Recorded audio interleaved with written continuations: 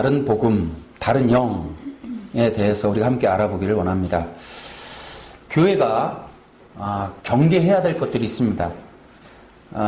외부적으로는 이단들의 이런 공격도 있을 수 있습니다. 그리고 세속 정부의 핍박이나 또 교회에 대한 제한, 압력 이런 것들이 있을 수 있습니다.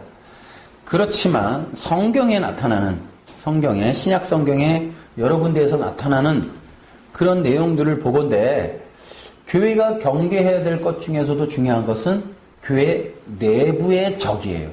교회 내부에 들어온 다른 복음, 갈라디아서나 지금 고린도서에 나타난 것처럼 다른 복음, 다른 예수, 다른 영, 이것이 교회 안에 들어온다는 거예요.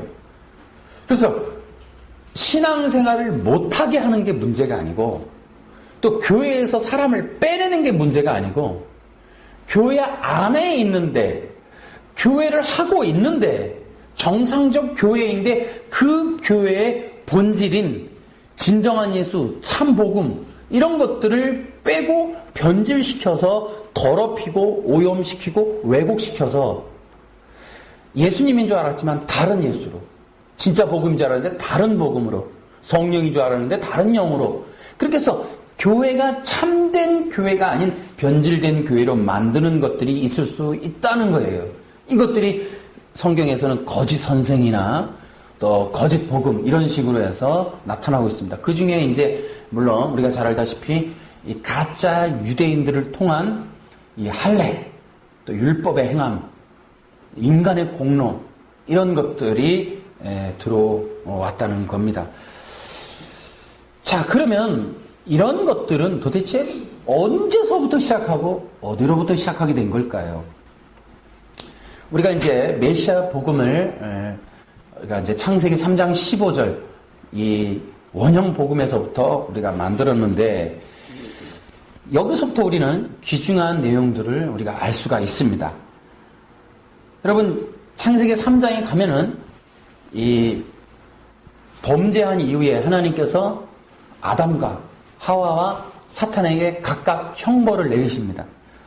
근데 우리가 보다시피 창세기 3장 15절도 실제로는 주님이 어떻게 공식적으로 이렇게 메시아를 예언하는 구절이기보다는 사탄을 혼내는 내용 중에 들어가요. 거기 한번 보시면 여호와 하나님 14절에 여호와 하나님이 뱀에게 이르시되 네가 이렇게 하였으니 네가 모든 가축과 들의 모든 짐승보다 더욱 저주를 받아 배로 다니고 살아있는 동안은 흙을 먹을지니라. 내가 너로 여자와 원수가 되게 하고, 너로 할 때 너가 누구예요? 사탄이에요. 그러니까 공교롭게도 이 메시아의 복음의 원형 복음인 창세기 3장 15절은 이 사탄을 형벌하시는, 사탄을 벌하시는 그 본문의 내용 속에 들어갑니다. 참 아이러니한 일이 아닐 수가 없어요. 그러면 하나님이 왜 메시아의 언약, 다시 말하면 원형 복음을 사탄에게 형벌하시는 내용 속에 두셨을까요? 그것은 바로 이겁니다. 사탄에게 있어서 최고의 형벌은 메시아가 오는 거기 때문에. 왜냐하면 그분이 와서 어떻게 한다? 실제적으로 너의 심판은 언제 이루어진다? 메시아가 오셨을 때. 너에게 완전히 너의 모든 운명을 끝장내는 그분이 누구다? 메시아라는 거예요. 사탄을 심판하시는 분은 누구다? 메시아라는 거예요. 그것이 바로 사탄에게 내려진 최고의 형벌이에요. 사탄에게 내려진 최고의 형벌은 뭐예요? 메시아가 오시는 거예요. 그래서 메시아의 소식을 최초로 들을 수밖에 없었던 건 사탄이었고, 사탄에게 내려진 최고의 형벌이 바로 이 메시아의 이 언약, 원형 복음이라는 사실입니다. 메시아가, 그래서 사탄은 누구를 잘 알아요? 메시아를 잘 알아요. 사도행전에도 19장에 보면 그런 게 있어요. 내가 누구도 알고 예수도 알고 바울도 알거니와. 사탄은 누구를 알아요? 예수님을 알아요. 사탄은 정확하게 알아요. 왜냐하면 사탄에게 있어서 가장 큰 두려운 존재가 메시아이기 때문에. 그러면 이제부터 사탄이가 그 얘기를 듣고서 전략을 펼칩니다. 그것이 이제 영적 전쟁으로 이어지는 거예요. 그 이후로 창세기 3장 이후로 이제 성경은 커다란 두 가지의 큰 길이 이제 이어집니다. 하나는 사탄이가 메시아가 오시는 걸 방해하는 역사로 펼쳐집니다. 그 방해를 어떻게 하느냐? 메시아가 여자의 후손으로 온다 했으니 그 여자의 민족, 예수님이 태어날 그 민족, 예수님이 바탕이 될 그 민족, 메시아가 태어날 그 약속의 민족을 향한 민족적 공격으로 나타납니다. 그래서 이스라엘에 대한 거대한 역사적인 그러한 공격을 계속합니다. 인류가 계속해서 여자의 후손이 될 이스라엘과 유대민족을 계속해서 압박하고 핍박하고 고통하고 전쟁하고 공격하는 일들이 이어지게 돼요. 그래서 이 사탄이 펼치는 전략의 가장 큰 테두리는 메시아를 대적하는 거예요. 그 다음에 메시아를 막는 거예요. 그 다음에 메시아를 모르게 하는 거예요. 이런 전략들이 이제 펼쳐지게 됩니다. 이제 사탄은 메시아가 오실 민족에 대한 길을 막음으로 메시아가 오시지 못하도록 막아요. 예를 들어 애굽에서 이스라엘 민족에 있을 때 2살 아래의 아이들을 다 죽이게 합니다. 그러한 메시아가 오실 길에 대해서 남자의 그 피를 다 잘라버려요. 그러나 성공하지 못해요. 그 사이에 또 하나님의 손길이 모세라는 그런 인물을 살려내서 또 하나님의 역사는 계속해서 메시아의 혈통이 이어가게끔 하십니다. 사탄은 계속해서 막지만 하나님은 계속해서 살려주세요. 구원해주세요. 또 여러분, 예수님이 오실 당시에 헤롯을 보면 알아요. 이 동방박사들이 와서 이스라엘의 왕이 어디서 났느냐 그랬더니 이제 난리가 났어요. 왕궁이. 그래서 헤롯이 명령을 내려요. 2살 아래인가 3살 아래 다 죽여라. 그 메시아가 오실 길에 대해서 이 사탄의 후예들, 사탄의 그 전략적으로 쓰임받는 민족과 그러한 영역에 쓰임받은 자들, 악한 자들이 동원이 돼서 이 예수님의 오실 길을 막는데 특히 로마가 그 중에서도 헤롯이 그게 쓰임받아서 예수님의 오실 길을 막게 됩니다. 그러나 그것도 역시 성공하지 못하게 돼요. 주의 영이 나타나서 그들을 따로 보호하십니다. 그런 식으로 세계 성경의 역사는 사탄이 메시아의 오실 길을 막는, 방해하는, 공격하는 역사와 하나님은 계속해서 주님의 사람들과 주님의 영을 통하여 그 민족과 주의 그 메시아의 언약을 이루어가시는 구원의 역사, 이 두 가지가 흘러간다는 거예요.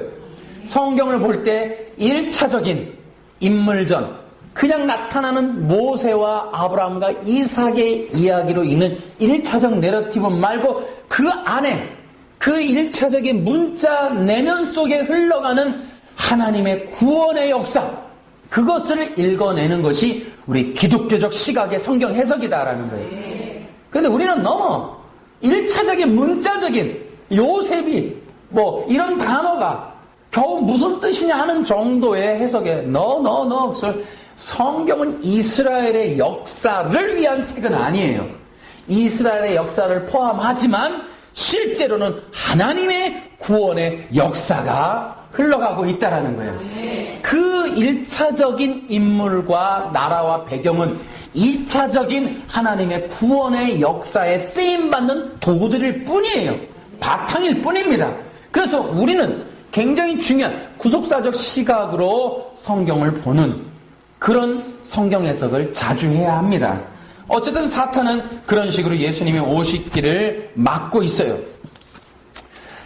그 다음에 사탄은 또 어떤 일을 하냐면은 이제 예수님이 오실 길을 방해하고 오시는 그 민족을 방해하고 예수님을 직접적으로 공격도 하지만 이제 이 사탄의 하는 또 전략은 이 교회를 향해서 이 메시아의 복음을 뒤트는 가짜 복음을 만드는 일을 한다는 겁니다. 그래서 사탄은 이 자신이 쓰는 그런 일꾼들을 통해서 계속해서 거짓 이 복음을 만들어내는데 첫 번째로 진행되었던 인물이 바로 가인입니다. 창세기 4장은 중요한 장이에요. 인본주의와 신본주의가 처음으로 드러나고 인류 역사, 성경 전체를 통해 흘러가는 두 가지의 큰 흐름, 인본주의와 신본주의, 가짜 복음과 진짜 복음의 그러한 실제적인 적용되는 사건을 최초로 보여주기 때문에 창세기 4장의 사건은 중요합니다. 이것을 달리 해석할 필요가 없어요. 구속사적으로 보면 정말 하나님의 구원의 역사가 어떻게 일어날 것이냐 하는 것과 하나님의 구원의 복음을 어떻게 변질시켜서 인본적인 이 가짜 복음으로 만들어낼 것인가 하는 두 가지의 예표적인 사건이라고 볼 수 있는데 첫 번째 가인이 바로 이 제사를 지냈던 가인의 제사의 특징이 우리가 히브리서에 보면 이 믿음이 없다는 것도 있지만 재물이 잘못된 것도 사실이에요. 그러니까 그런 것들을 통해서 보면 가인의 제사의 특징은 구속주가 없는 대속자가 즉 메시아가 없는 구원을 창조하고 또 인간의 공로를 통한 구원의 길을 창조해요. 아담이가 그렇게 가르치진 않았을 텐데. 자, 두 가지의 특징을 기억하세요. 가인의 제사에서 나타나는 것은 메시아가 없는 자기의 땅의 소산물로 드린단 말이에요. 어린 양의 피로써 피의 제사로 드리잖아요. 누군가의 대속, 죽음을 통한 어떤 이 죄물을 통한 인간의 구원을 말하지 아니하고 땅의 소산물, 인간의 노력, 인간의 공로, 땅의 것들, 세상의 것들로 인간의 가능성, 인간의 위대함을 드러나게 만드는 인본주의적인 제사를 드리게 되는. 그래서 제사라고 말하기도 부끄러워요. 이것은 뭐냐? 인간이 인간의 힘으로 인간의 공로로 자신들의 완성을 향해 나가는 그러한 길을 만든 거예요. 인간의 위대함을 드러나게 만든 시작점이에요. 그 가인의 길의 후예가 또 이제 바벨탑을 짓게 됩니다. 바벨탑이야말로 하나님이 없는 세상, 하나님이 없는 나라, 하나님이 없는 교회, 그것을 만들어서 인본주의적인 인간에 의한 인간이 가장 위대한 인간의 하나님이 된 그런 세상, 그것을 꿈꾸는 거예요. 그러니까 하나님이 되고 싶어서 처음 타락했던 아담의 후손 중에 가인이 자기가 스스로 하나님 되었으니까, 자기가 하나님이 되었으니 자기의 힘으로 자기의 능력으로 하나님이 없는 세상을 만들기 위한 길을 만드는 것 중에 하나가 가인의 거짓된 제사였다는 거예요. 거짓 종교, 가인의 거짓 종교, 그것으로부터 시작해서 이 인류가 계속해서 흘러가는 또 하나의 길 중에 이 세속적인 길은 뭐냐? 인본주의라는 거예요. 인본주의는 메시아가 없는, 구원이 없는, 하나님이 없는 그런 종교를 만드는 거예요. 그러니까 이단들의 특징은 세 가지가 존재하는 것 같은데 구원도 목적이 아니고 하나님의 영광도 목적이 아니고 그 다음에 어떤 예수님이라고 하는 정확한 이 속죄물이 필요치 않은 인간의 힘에 의한 그것이 결정적으로 녹아난 것이 바로 로마 카톨릭이었어요. 로마 카톨릭이야말로 면죄부, 인간의 공로, 인간의 행위를 통한 구원, 또 메시아가 빠진, 그러니까 인간의 힘이다 보니까 메시아가 빠져요. 예수님이 사라져요. 구원에 있어서 예수님이 빠져요. 그리고 그들은 하나님의 목적이 아니에요. 하나님의 영광의 목적이 아니에요. 오직 교회. 교회라고 하는 그 교회, 사실은 교회지만 그 교회 내막으로는 교황과 교권, 종교주의자들, 이 가짜 유대인들로 만들어진 이 가짜 종교인들, 그들이 자신의 탐욕이 중심이었던 거예요. 하나님의 영광이 아닌 인간의 탐욕. 이것이 종교의 목적이었던 겁니다. 그것이 가인의 제사로부터 시작이 돼서 나와서 그 인류가 계속해서 흘러가요. 이단들의 특징이 뭐예요? 그들에게 예수님이라고 하는 올바른 재물이 등장하지 않아요. 또한 그들은 구원이 목적이 아니에요. 또한 그들은 뭐예요? 하나님의 영광보다는 인간의 탐욕, 탐심의 충족, 그 욕구의 그 만족, 그것이 목적이란 말이에요. 이런 것들이 바로 종교가 왜곡됐다 이런 거예요. 그런 것들의 시작이 바로 이 창세기 3장 15절에 등장하는 사탄이고 그 사탄의 후손들이라는 거예요. 그들이 만들어 놓은 가짜 복음, 다른 복음의 핵심은 또 이렇게도 볼 수 있어요. 메시아를 가리기. 두 번째, 메시아를 모르게 하기. 그 다음에 가짜 메시아 만들기. 이 세 가지로 볼 수 있어요. 일단 메시아를 가려요. 가인의 제사가 그러했어요. 메시아를 가려요. 다시 말하면 구원이라고 하는, 재물이라고 하는, 또 하나님의 영광이라고 하는 이런 것들을 다 가려요. 그 다음에 메시아 자체를 모르게 해요. 그래서 사탄이가 이 메시아 복음을 들었잖아요. 그러니까 이후부터 하는 일이 이 메시아의 언약을 가리기 시작해요. 메시아 자체를 모르게 해요.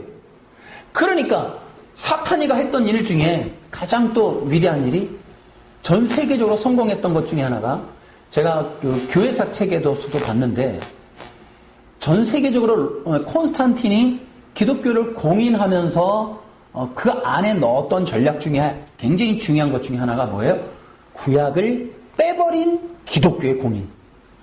이 구약의 역사를 완전히 배제한 오직 신약만 인정하는 그것들이 일제시대 때도 와서 한국 기독교가 일제시대 때 용인받으면서 일본 총독이 거기서 일본 정부에서 한국 기독교 조선 기독교 총연맹에 이 명령한 것 중에 그 중요했던 것이 일주일에 한 번 1시간만 예배드려라.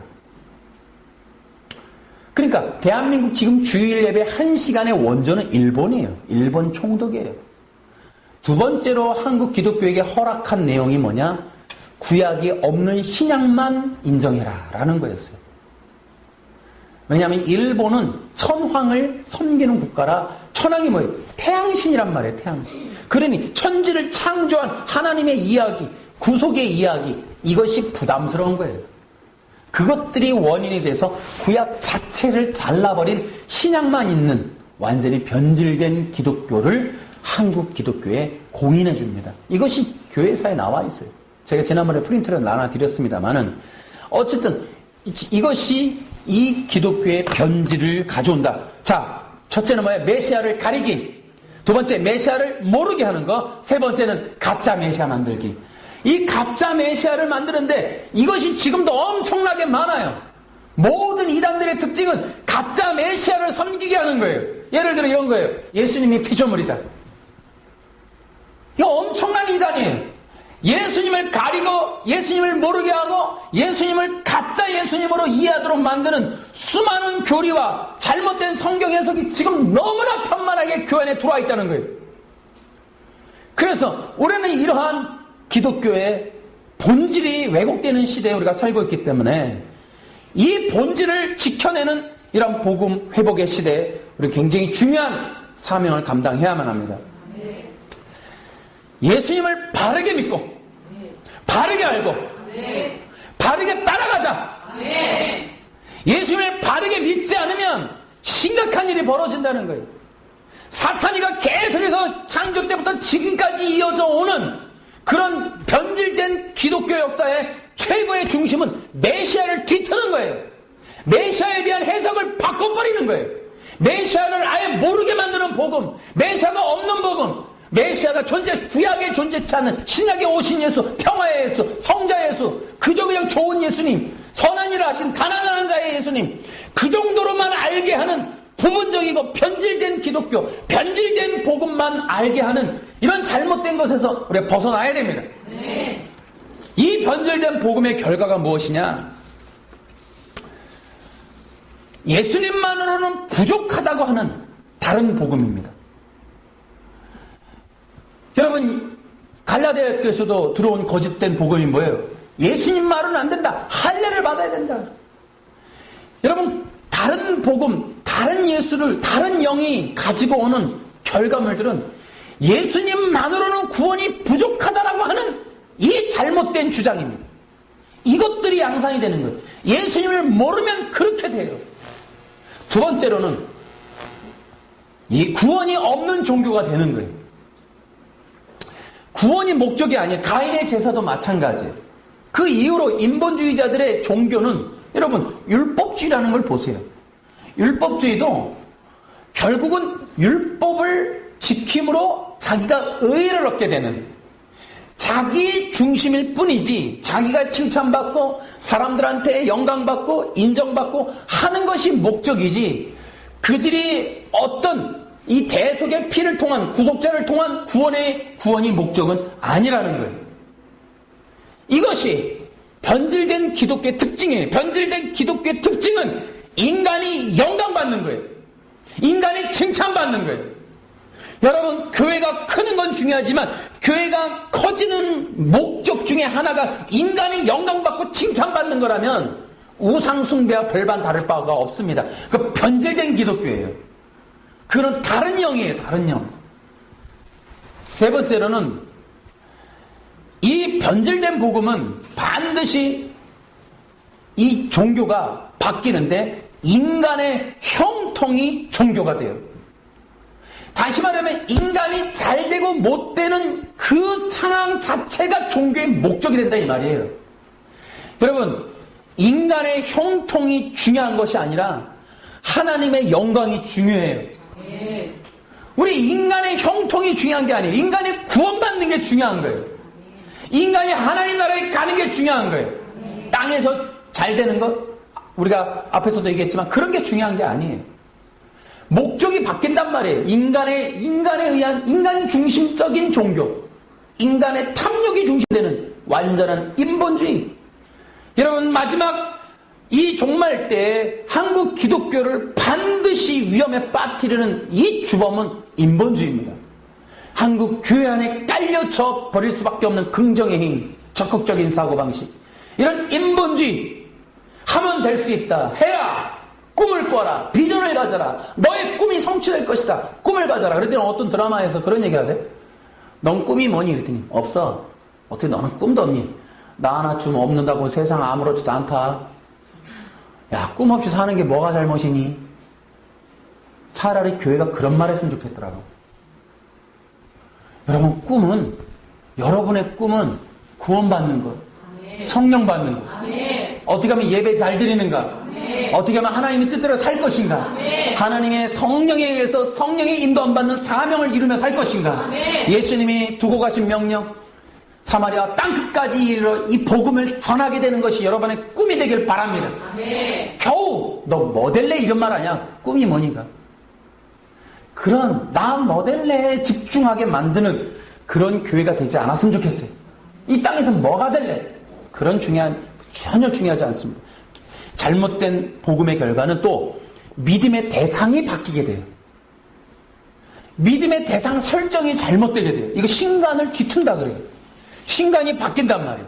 우상숭배하게 한다는 거예요. 내가 하나님을 믿는 것 같은데 잘못된 그 복음, 변질된 복음을 따라가다 보면 내가 믿는 게 어느덧 하나님이 아닐 수가 있어요. 여러분, 우리가 이단을 두려워하는 게 뭐예요? 이단에서 자꾸 나오라고 하는 이유가 뭐고, 이단을 자꾸 경계하는 이유가 뭐예요? 이단들의 특징은 믿음의 대상이 우리와 다르다는 거예요. 교주를 은근히 교묘히 속여서 그들의 믿음의 대상으로 만들어서 마치 그들에게 영원 불멸, 육체, 영생 이런 거를 줄 거라고 생각하게 만들고 그들을 통하면 복을 받을 거라고 생각하게 만들고, 그래서 믿음의 대상, 우리가 정확하게 하나님을 믿고 예수 그리스도를 통해서 성령의 인도함 받아 가야 되는데 이 정확하게 이 삼일체 하나님이 아닌 거기에 인간이 누군가가 대상이 되게 만들고 뭔가 거기에 내 목적을 하나님이 아닌 돈이나 세상 형통이나 이런 것에 두게 만드는, 이것이 바로 믿음의 변질이 가져오는 결과다. 이런 것들을 통해서 이 기독교의 생명력이 죽게 된다는 거예요. 부흥의 불이 꺼진다는 거예요. 그리고 결국에는 교회가 말살이 되고 교회가 점진적으로 쇠퇴하게 되는, 시대적으로 그래서 이제 소금과 빛의 힘을 잃어버리고 전혀 역사와 세계 속에 영향력을 끼치지 못하는, 완전히 영적으로 패배하는 나약한 존재로 만들어버리는 것이 바로 다른 복음, 다른 예수, 다른 영이에요. 이런 것들이 들어와서 판을 치면 반드시 한국 교회가 힘을 잃게 될 겁니다. 저는 지금도 이것이 간과될 문제가 아니라고 봐요. 약하지 않다고 봐요. 한국 교회의 위험 중에 하나는 바로 이렇게 지금 숨통이 조여져 있는 거 아니냐. 이미 너무, 저는 그 중에 하나가 이런 것들이 있다고 봐요. 교회가 너무 물질주의에 들어가면, 자, 예를 들어 무리하게 성전을 건축한다든지 사람을 많이 모으는 것에 집중하게 됐을 때는 어쩔 수 없이 교회는 돈이라는 거에 연연하지 않을 수가 없어요. 사람의 인원수가 연연되지 않을 수가 없어요. 그렇게 되면 복음을 원초적으로 전하기 어렵습니다. 복음이 전해지는 것만으로도 이 복음을 듣는 자들의 심령을 찢고 회개하고 통회하게 만들어요. 이 복음이 전해지는 것이 교회가 세워지는 길이고, 이 복음이 전해질 때, 교회가 세워질 때는 이 죄 있는 영혼들의 심령을 쪼개는 거거든요. 그런데 이 돈이라는 것에 연연이 되면 그런 일들을 하기가 어려워요. 복음이 타협이 되게 됩니다. 그런다면 복음이 타협이 되는 순간 복음은 변질이 돼요. 복음이 변질이 되면 이 교회의 교권과 설교와 이 메시지는 반드시 힘을 잃고 돈에 타협이 되고 사람에게 눌리게 돼요. 사람의 요구에 이 설교의 메시지가 반드시 수정되어야만 하게 됩니다. 이런 것들 때문에 이 교회가 물질주의로 들어가거나 세속주의, 인본주의로 들어가면 힘을 잃게 돼요. 이런 것들이 들어오면 반드시 다른 예수가 나가고 다른 복음이 나가고 다른 영이 되길 수밖에 없어요. 교회가 인간적 프로그램이 우선이 될 수밖에 없는 이유가 바로 그거예요. 교회는 사람이 적든지 많든지 예수의 복음을 전하는 것이 목적입니다. 이 목적이 흐려지게 되면 반드시 이러한 일들이, 이러한 악한 세력들이 교회 안에 들어온다. 우리는 그래서 목회자들서부터 저부터 물질의 어떤 탐심, 탐욕을 버려야 돼요. 유명해지려고, 높아지려고, 교권을 가지기 위한 야망을 버려야 돼요. 그래서 저는 그렇게 생각합니다. 목회자가 너무나 시대적으로 지금 좋은 세상이긴 하지만 좀 더 성경적으로 모자라고 부족하고 불편한 일이 생길지라도 그것을 감수하고서라도 복음을 전해서 한 명의 영혼이라도 다른 복음으로 구원에 이르도록 하는 일, 이것을 양보하면 안 되겠다. 그것이 약해지면 수용할 수밖에 없다. 다른 것들에 대한 타협이 이루어지고 수용될 수밖에 없다라는 거예요. 그러니 이 다른 예수, 다른 복음, 다른 영을 이 막아내기 위해서 교회는 순수성을 유지해야 돼요.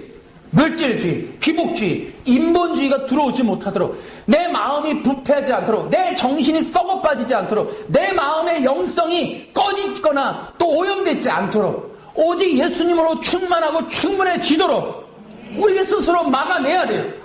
내 마음의 탐욕이 살아나면 다른 것들에 눈이 열리게 되면 이건 보암직도 하고 모험직도 하는 순간 이거는 타협이 돼요. 그러면 교회에 우르르 들어오게 됩니다. 여러분, 교회는 크기로 결정되지 않습니다. 거대한 성전의 유무 여부가 교회가 좋으냐 나쁘냐 기준이 되어서도 안 됩니다. 유명한 것이 좋은 것만은 아니고 큰 것이 꼭 좋은 것만은 아니에요. 꼭 좋은 것만은 아니라는 것이 작다고 다 좋은 게 아니라 그러한 규모의 여부에 상관없이 성령의 역사 가운데 진정한 복음이 전해지는 교회가 좋은 교회입니다. 그리고 다른 세속적인 사상에 물들지 않고 순수한 성경적인 마인드와 성경적인 가르침으로 충분한 교회가 좋은 교회라고 봅니다. 사람들에 흔들리지 아니하고 교권에 매달리지 않고 거기에 탐하지 않고 뭔가 물질주의나 또 이 세력 확장에 마음 쓰지 아니하고 정말 세력 확장이라는 게 자연적으로 일어나고 성령님이 역사하시고 정말로 하나님의 나라 가운데 그런 일들이 일어나는 것은 좋은 일이지만 목적이나 방법이나 수단이나 인간의 탐욕의 결과물이어서는 안 된다라는 거예요. 그런 것들이 우리의 믿음이 이 쇠락되게 만드는 원인이니까 우리는 앞으로도 이렇게 교회를 더럽히고 교회를 변질시키는 이러한 악한 사상으로부터 우리를 지켜냅시다. 그래서 마지막 시대에 정말로 하나님의 임재가 머무는 교회가 되어야 되고 또 인도함 받아야 하고 정말의 주님이 역사하시는 교회가 되어야 합니다. 지금이 전부가 아니고 지금이 끝이 아니에요. 잠깐 후면 정말 환란이 있을 것이고 어려움이 있을 것이고 주님이 다시 오실 것이고 시대적으로 더 큰 광풍이 불지도 모르고 더 시대적으로 성령의 강한 바람이 불지도 모릅니다. 이런 때 우리는 깨어 있어야 되는데 그 깨어있는 순수한 교회가 되기 위해서 인본주의, 세속주의, 기복주의 이런 악한 사상들을 버리고 바른 복음에 서는 그런 교회 만들어 갑시다. 우리 하나님께 영광의 박수 올립시다. 아멘. 할렐루야.